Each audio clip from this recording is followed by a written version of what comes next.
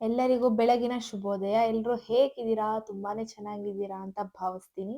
ಬೆಳಿಗ್ಗೆ ಎದ್ದ ತಕ್ಷಣ ನನ್ನ ಲಾಗ್ ಸ್ಟಾರ್ಟ್ ಆಗೋದೇ ಚಿನ್ನು ಮಾತಾಡ್ಸೋದ್ರಿಂದ.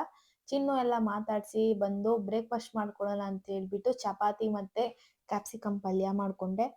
ನನ್ಗೆ ಫೇವ್ರೆಟ್ ಪಾರ್ಟ್ ಯಾವ್ದು ಗೊತ್ತಾ? ಚಪಾತಿ ಅರಿಯೋದು. ಚಪಾತಿ ಬೇಯಿಸೋದ್ಕಿಂತ ಅರಿಯೋದೇ ನಂಗಂತೂ ತುಂಬಾನೇ ಇಷ್ಟ. ಎಲ್ರಿಗೂ ಚಪಾತಿ ಮಾಡ್ಸೋ ಲೇಟ್ ಆಗತ್ತೆ ಅಂತ ಹೇಳ್ಬಿಟ್ಟು ನನಗೆ ಬ್ರೇಕ್‌ಫಾಸ್ಟ್‌ಗೆ ಎಷ್ಟು ಬೇಕೋ ಅಷ್ಟು ಮಾಡ್ಬಿಟ್ಟು ಅಮ್ಮ ಮಾಡ್ಕೊಳ್ಳಿ ಅಂತ ಹೇಳ್ಬಿಟ್ಟು ಆಚೆ ಚಿನ್ನು ಇರೋ ಜಾಗ ಎಲ್ಲ ಕ್ಲೀನ್ ಮಾಡ್ಬೇಕಿತ್ತು, ತೊಳಿಬೇಕಿತ್ತು. ಹಾಗೆ ಸುಮ್ನೆ ಚಿನ್ನುನ ತರ್ಲೆ ಮಾಡೋಣ ಅಂತ ಇದ್ ಮಾಡ್ತಾ ಇದ್ದೆ. ಅವಳಿಗಂತೂ ಇಷ್ಟನೇ ಆಗಲ್ಲ ಪಪ್ಪಿ ಎಲ್ಲ ಕೊಡೋದು. ಅವಳಿಗೇನೋ ಒಂಥರ ನಮ್ನ ನೆಕ್ಬೇಕು ಅಂತ ತುಂಬಾ ಇಷ್ಟಪಡ್ತಾಳೆ.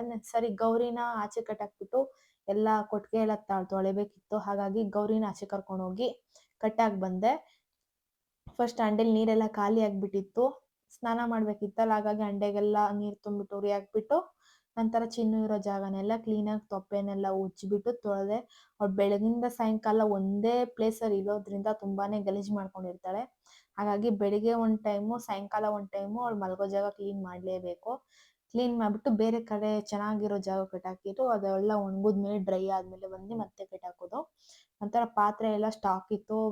ಬೆಳಗ್ಗೆನೆ ನೀರು ಬಿಟ್ಟ ಮೇಲೆ ಪಾತ್ರೆ ತೊಳೆಯೋಕ್ಕಾಗೋದು, ಇಲ್ಲ ಅಂತ ತೊಳೆಯೋಕ್ಕೆ ಆಗಲ್ಲ. ಎಲ್ಲ ತೊಳೆದಿಟ್ಬಿಟ್ಟು ನನ್ಗೆ ಆಲ್ರೆಡಿ ವರ್ಕ್ ಲೇಟ್ ಆಗಿತ್ತು. ಹಾಗಾಗಿ ರೆಡಿ ಆದೆ. ರೆಡಿಯಾಗಿ ಬಂದು ನನಗೆ ಹೇರ್ಗೆ ಏನು ಹಾಕ್ತೀರಾ ಅಂತ ಕೇಳ್ತೀರಾ? ನಾನು ಕೊಬ್ಬರಿ ಎಣ್ಣೆ ಮತ್ತು ಏನು ಕರಿಬೇವಿನ ಎಲೆ ಮತ್ತು ದಾಸವಾಳ ಹೂವು ಮತ್ತು ಮೆಂತ್ಯ ಇಷ್ಟನ್ನು ಹಾಕಿ ಕುದಿಸಿ ಆಯಿಲ್ ರೆಡಿ ಮಾಡ್ಕೊಂಡಿರ್ತೀನಿ. ಒಂದು ಬಾಟ್ಲಿಗೆ ಹಾಕೊಂಡು ಇಟ್ಕೊಂಡು ನಾನು ಡೈಲಿ ಯೂಸ್ ಮಾಡ್ಕೊತೀನಿ.